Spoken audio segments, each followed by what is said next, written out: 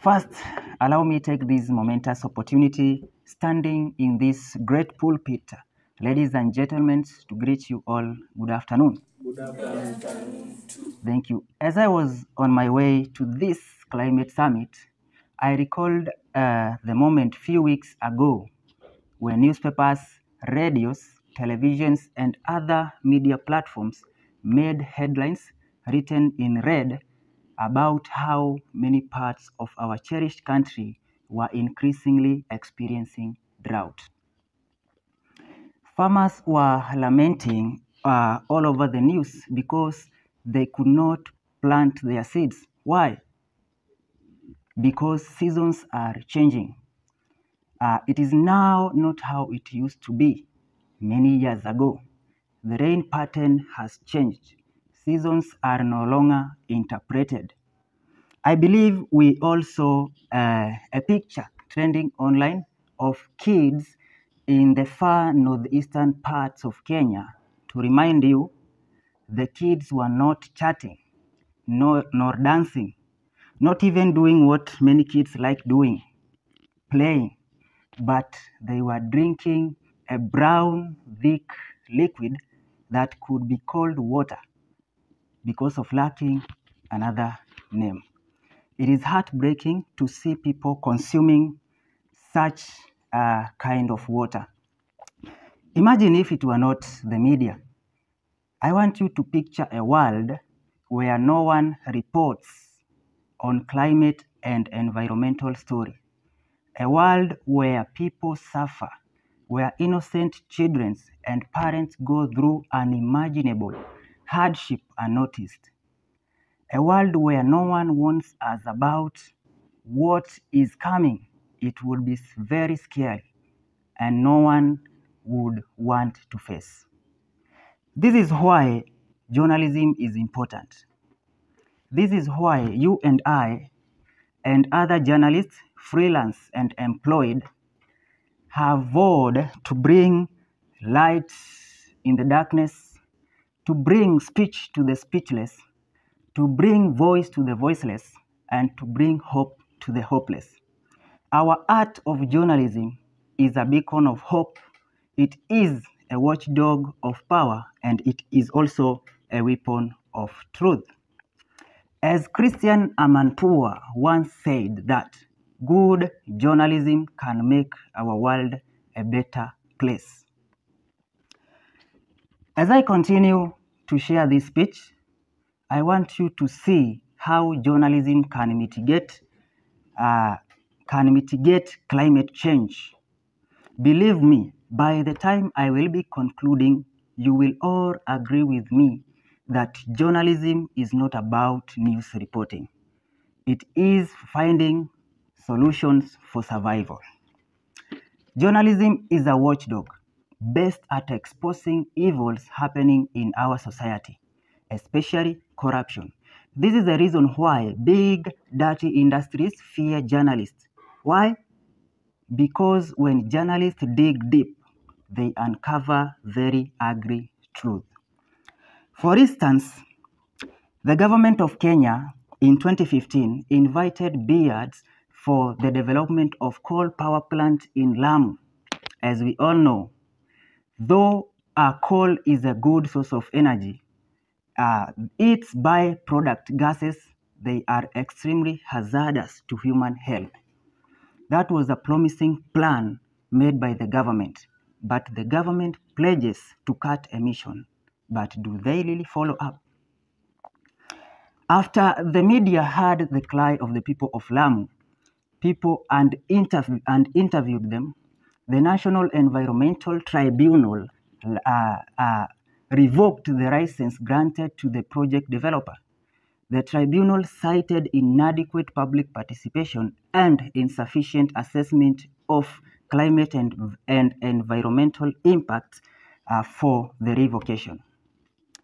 At this point, we cannot say that journalism was used as a tool to fight the government. No, it was used as a watchdog. It gave voice to the voiceless people of Lamu who expressed their discomfort with living near coal mines.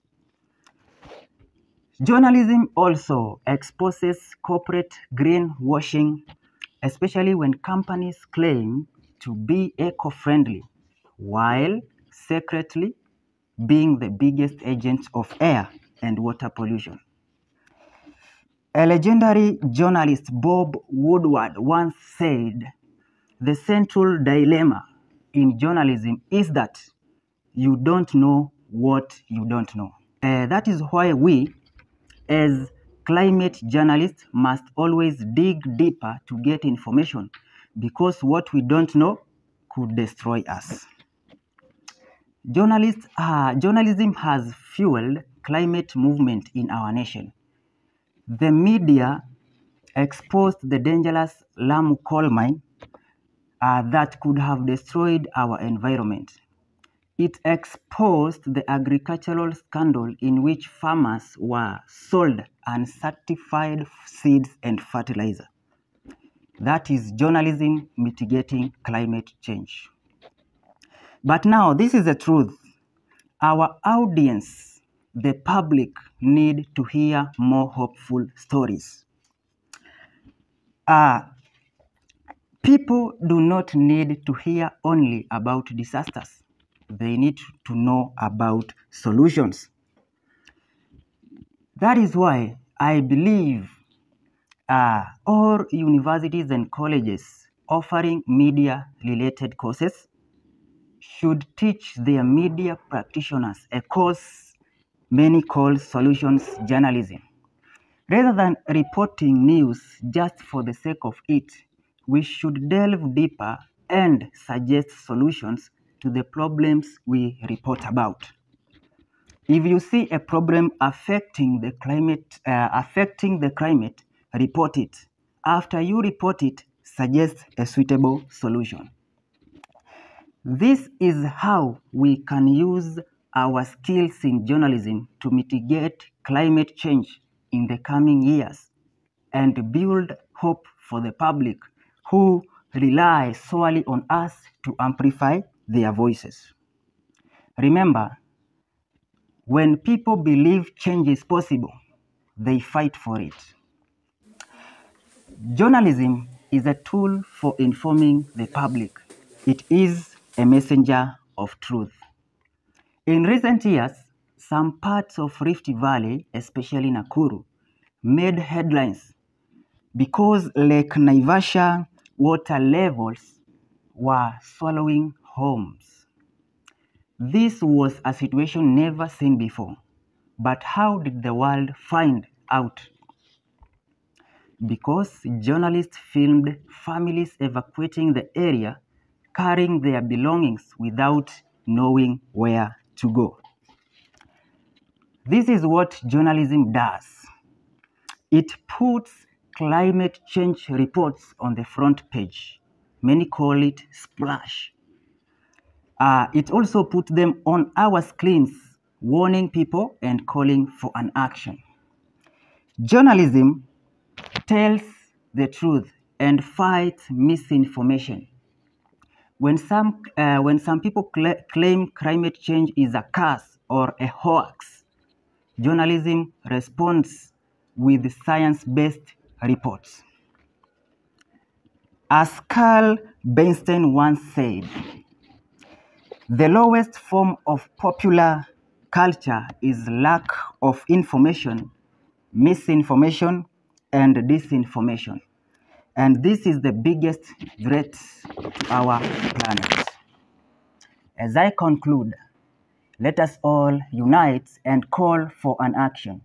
Let us not stand by and watch our world fall apart.